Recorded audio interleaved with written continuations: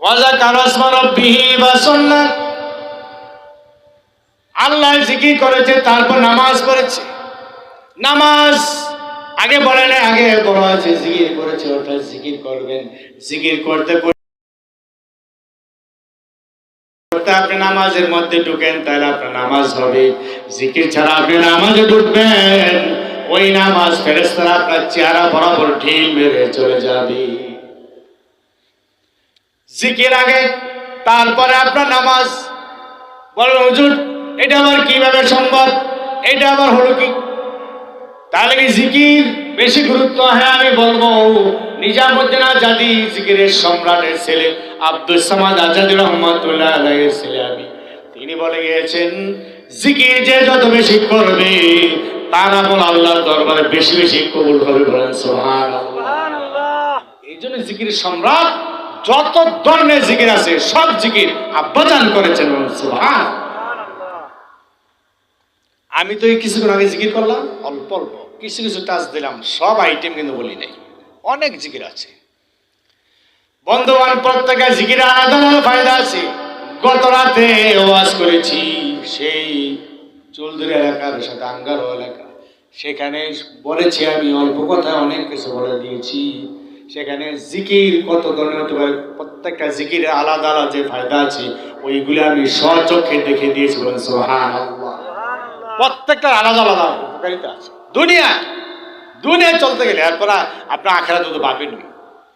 এই জন্য বন্ধুগণ, পর্দার মা বোনেরা সবাই খেয়াল করে শুনি, আগে জিকির তারপরে নামাজ।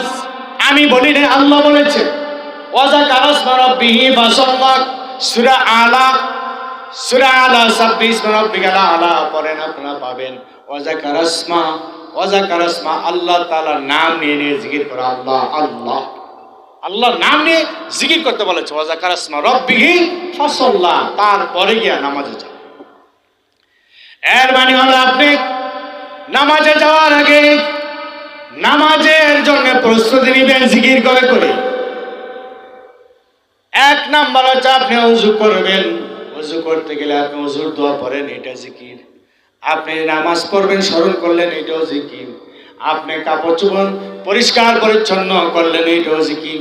আপনি ওযু গোসল করলেন, এটাও জিকির। আর আপনি ওযু গোসল করার সময় যে দোয়া কালামগুলি আছে ওইটাও জিকির। ওইগুলি আমল করে তারপর আপনি মসজিদের দিকে হাঁটতেছেন, আপনি সমতল রাস্তা হাঁটতেছেন, বলেন লা ইলাহা ইল্লাল্লাহ, জিকির। আগে জিকির। আপনি মসজিদের পথে হাঁটতেছেন, হাঁটার পথে বলেন লা ইলাহা ইল্লাল্লাহ। মসজিদের উপরে সিঁড়ি দিয়ে উঠতেছেন, বলেন আল্লাহু আকবার আল্লাহু আকবার। উপর দিকে উঠতে গিয়ে বলেন আল্লাহু আকবার। আপনার বাড়ি থেকে নিচের দিকে নামতে গিয়ে আপনি বলবেন সুবহানাল্লাহ সুবহানাল্লাহ। উপর দিকে উঠতে গিয়ে বলেন আল্লাহু আকবার। সমতলে হাঁটতেছেন, বলেন লা ইলাহা ইল্লাল্লাহ। এবার মসজিদে ঢুকতেছেন, ঢুকার সময় বলেন বিসমিল্লাহির রহমানির রহিম, আসসালাতু ওয়াসসালামু আলাইকা ইয়া রাসূলুল্লাহ, আল্লাহুম্মা আফতাহ লি আবওয়াবা রাহমাতিক। এইভাবে আপনি দোয়া পড়ে তারপর মসজিদে প্রবেশ করতেছেন, জিকির। এটাও জিকির। বিসমিল্লাহ পড়তেছেন, জিকির। রাসূলের দুরূদ পড়তেছেন, জিকির। আপনি দোয়া পড়তেছেন, জিকির। শুধু তাই নয়, মসজিদের ভিতরে গিয়ে আপনি দাঁড়িয়ে এবার নামাজ আদায় করবেন। এবার ইন্নী ওয়াজ্জাহতু ওয়াজহিয়া লিল্লাযী ফাতারাস সামাওয়াতি ওয়াল আরদা হানিফা ওয়া মা আনা মিনাল মুশরিকিন, জিকির। কোরআন আয়াত প্রত্যেকটা হরফের বিনিময়ে 10 টাকার সওয়াব পাইতেছেন। সুবহানাল্লাহ। আর এদিকে আপনি নামাজের জন্য প্রস্তুত হচ্ছেন। নামাজ এখনো নামাজে ঢুকেন নেই, মুসল্লা দাঁড়িয়ে দোয়া করতেছেন। এরপরে আপনি নিয়ত করলেন, নিয়ত করে তারপরে আল্লাহু আকবার বলে নামাজের ভিতরে প্রবেশ করলেন। নামাজের ভিতরে আপনি প্রবেশ করতেছেন, কিন্তু প্রবেশ করতে পারলেন কিনা আপনি জানেন কি? আপনি ততক্ষণ পর্যন্ত নামাজের ভিতরে প্রবেশ করতে পারবেন না যতক্ষণ পর্যন্ত আপনি পবিত্র না হবেন। পবিত্র ব্যক্তি ছাড়া নামাজ কবুল হয় না। পবিত্র ব্যক্তি ছাড়া আল্লাহ তাআলা তার সামনে দাঁড়ান না। আল্লাহ তাআলার সামনে যাইতে পারবেন না, কারণ আপনি পবিত্র হন নাই। অপবিত্রতা আল্লাহ পছন্দ করেন না। ইন্নাল্লাহা তাইয়্যিবুন লা ইয়াকবালু ইল্লা তাইয়্যিবা। আল্লাহ নিজে পবিত্র, পবিত্রতা ছাড়া তিনি কাউকে পছন্দ করেন না। তাইলে আপনি আগে পবিত্র হন। পবিত্র হয়ে তারপরে নামাজের মধ্যে ঢুকেন, তাহলে আল্লাহকে পাবেন। এই জন্য অনেকে নামাজ আদায় করেন, আল্লাহকে পান না। আপনি আল্লাহকে দেখেন না। আল্লাহ তাআলা বলেছেন, যে ব্যক্তি নামাজ পড়বে সেই ব্যক্তি আমাকে দেখেই পড়বে। নামাজ পড়বে আনতাবুদুল্লাহ কান্নাকা তারাহু, তোমরা এমন ভাবে ইবাদত করো, নামাজ আদায় করো যেন তুমি আল্লাহকে, আমি আল্লাহকে দেখতেছো। সুবহানাল্লাহ। তাইলে এই কথাটা কি অসত্য? সত্যিকার 100% সত্যি। আল্লাহকে দেখা যায়, বলেন আল্লাহকে দেখা যায়। যার কারণে আল্লাহ তাআলা বলছেন আনতাবুদুল্লাহ কান্নাকা তারাহু, বুখারী শরীফের হাদিস। তোমরা আল্লাহকে দেখে নামাজ পড়ো। তাহলে বোঝা যায় আল্লাহকে দেখা যায়, কিন্তু আপনি দেখতে পান না। সেই চক্ষু আবিষ্কার করতে পারেন নাই, সেই কলব প্রস্তুত করতে পারেন নাই, এমনকি আপনি পবিত্র হন নাই, নাপাক অবস্থায় আছেন। আপনার ভিতরে নাপাক ভিতরে কলবের মধ্যে গুনাহ নামক নাপাক লেগে আছে। ওই নাপাক আপনি পবিত্র করতে পারেন নাই। হাতের ভিতরে নাপাক লেগে আছে, চোখে নাপাক, নাকে নাপাক, কানের ভিতরে নাপাক, মাথায় নাপাক, আপনার পায়ে নাপাক, আপাদমস্তক নাপাক লেগে আছে, গুনাহ নামক নাপাক। আপনি কিন্তু উপরে দিয়ে ওযু গোসল করে পবিত্র হয়েছেন। না, পবিত্র না।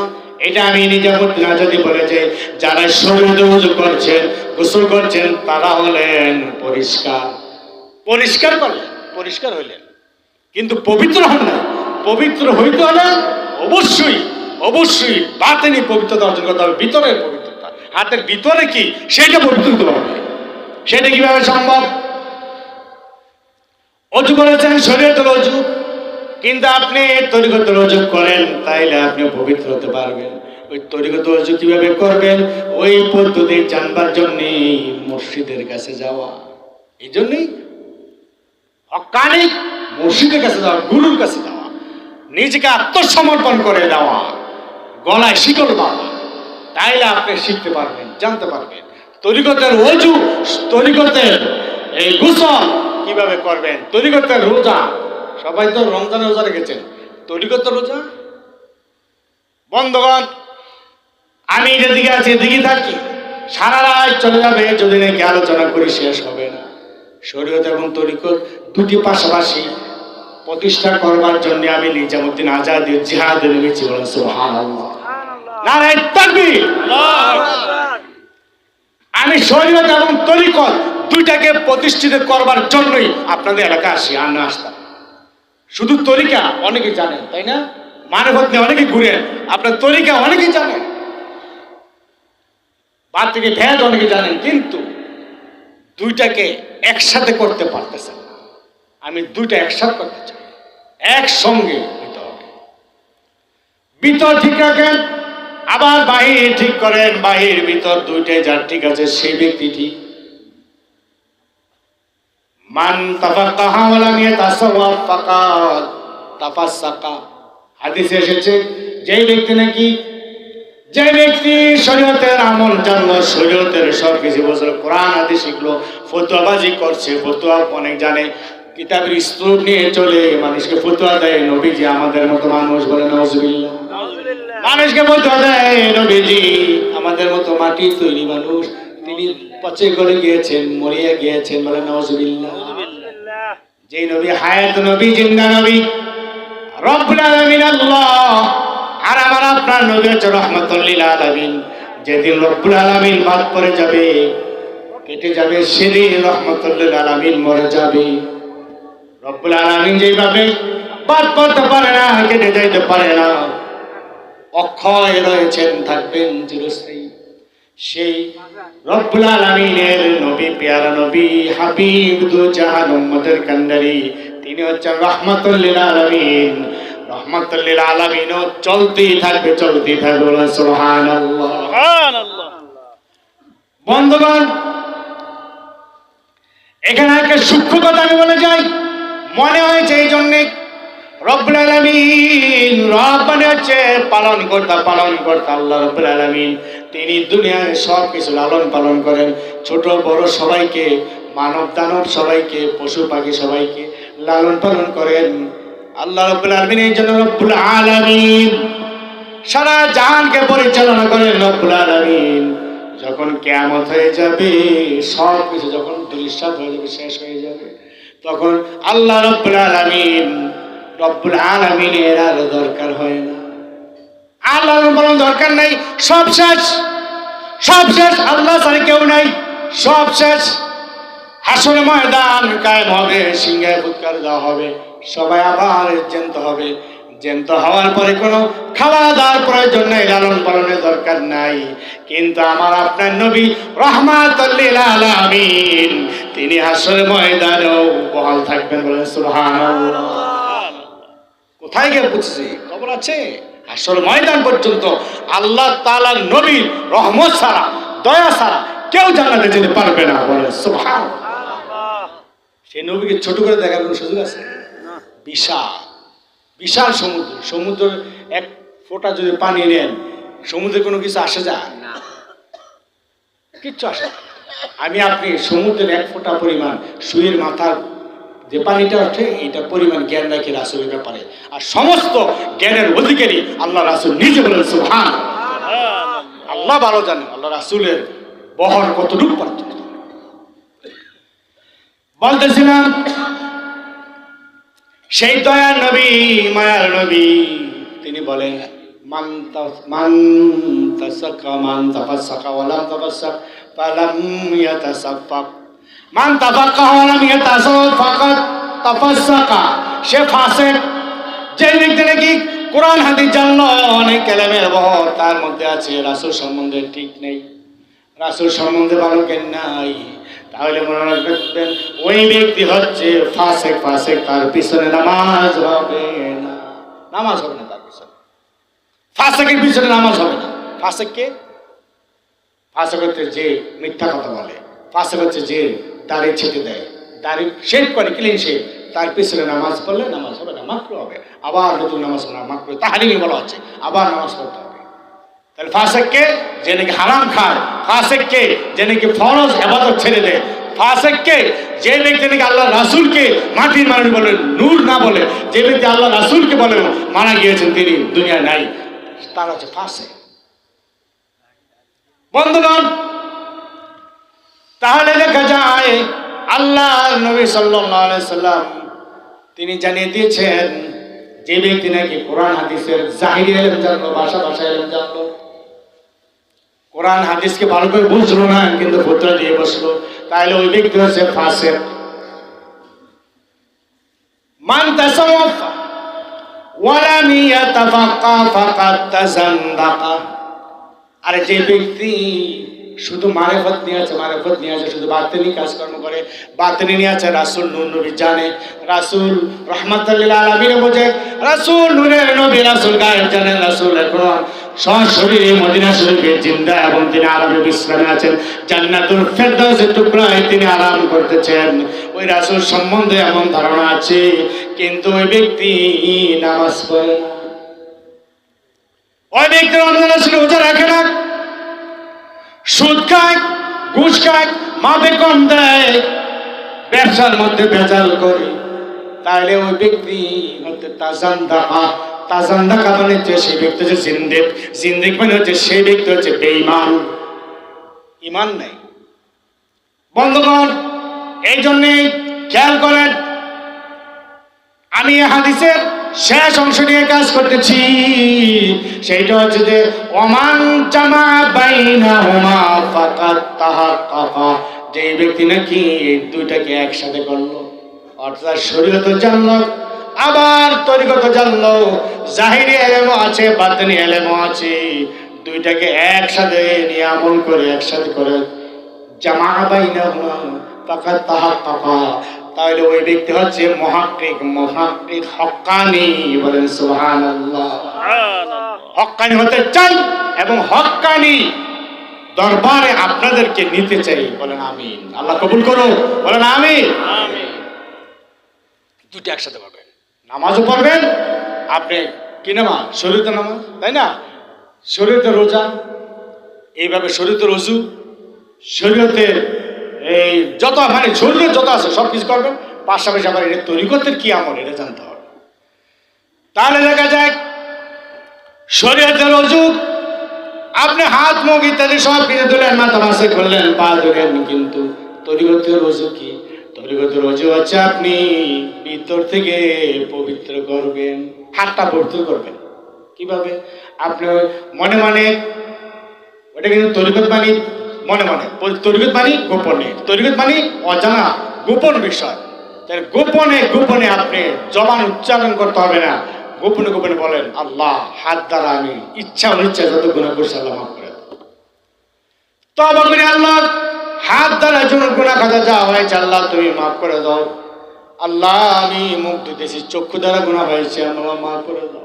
আল্লাহ আমি কানে অনেক গুনার কাজ করেছি শুনে শুনে আল্লাহ তুমি মাফ করে দাও। তওবা করি আর করবো না আল্লাহ। মাথা দিয়ে অনেক চিন্তা করেছি আল্লাহ, গুনাহ খাতার চিন্তা করেছি আল্লাহ। এই মাথা মাসে করার সময় আপনি বলেন, দিলে দিলে বলেন, জবান দিয়ে বলতে হবে না। পা দেওয়ার সময় আপনি বলেন আল্লাহ এই পা দিয়ে কত গুনার কাছে গিয়েছি, মেহেরবানি করে আল্লাহ তুমি মাফ করে দাও। তওবা করলাম আমি আল্লাহ। এইভাবে অঙ্গ প্রত্যঙ্গগুলি দোয়ার সময় মাসে করবার সময় যদি আপনি তওবা করতে পারেন, তাহলে আপনি জাহিরি ওযু করলেন, বাতিনি ওযু করলেন, শরীয়তের ওযু হলো এবং তরিকতের ওযু হলো, দুইটা একসাথে যখন হবে তখন আপনি নামাজের মধ্যে ঢুকতে পারবেন। তখন আপনি নামাজে ঢুকতে পারবেন।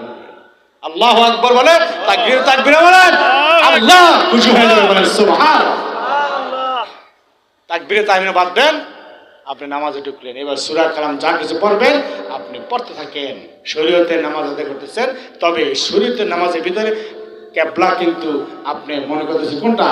বাইতুল্লাহ, পশ্চিম দিকে আল্লাহর যে কাবাঘর সেটা আমার কিবলা। মুতাজ্জিন ইলা জিহাতিল কাবাতি শরীফাতি, আল্লাহু আকবার। এটা শুধু শিখবেন, এটা জানবেন। কিবলা পশ্চিম দিকে, ওইটার নাম হচ্ছে জলিল কিবলা। কিন্তু না না, কিবলা কিন্তু দুইটা, একটা হচ্ছে জলিল কিবলা আর একটা হচ্ছে খলিল কিবলা। আপনি খলিল কিবলা দিয়ে তাকাইলেন, ইব্রাহিম খলিলুল্লাহ দ্বারা যে কিবলা তৈরি করা হয়েছে ওই কিবলার দিকে আপনি মুখ করলেন। শুধু এই কিবলার দিকে যদি মুখ থাকে আপনার নামাজ হবে না, কারণ আপনার ভিতরে আল্লাহ তাআলা নিজ হাতে আরেকটা কিবলা তৈরি করে দিয়েছেন। সেই কিবলাটা হচ্ছে আপনার কলব। ওই কলব নামক যেই জলিল কিবলা আছে আল্লাহ তাআলা জাল্লা জালালুহু, এই জন্য এটাকে বলা হয় জলিল কিবলা। ওই জলিল কিবলার দিকে আপনি খেয়াল করে করে আপনি নামাজ আদায় করতে হবে। চেহারাটা কিন্তু আপনি রাখবেন খলিল কিবলার দিকে, পশ্চিম দিকে, কিন্তু জলিল কিবলার দিকে আপনার খেয়ালটা রাখতে হবে, মনোযোগটা রাখতে হবে। খলিল কিবলার দিকে যদি আপনি শুধু মনোযোগ দেন, জলিল কিবলার দিকে মন না দেন, তাহলে আপনার এই নামাজ হবে না। এই নামাজ দ্বারা আপনি জান্নাত পাইতে পারেন না। নামাজ কবুল করতে হলে জলিল কিবলা খলিল কিবলা দুইটা একসাথে হইতে হবে। আমার কিন্তু কাজ কিন্তু আগে বলছি, আমার জিহাদ লড়াই চলবে দুইটা একসাথে করা।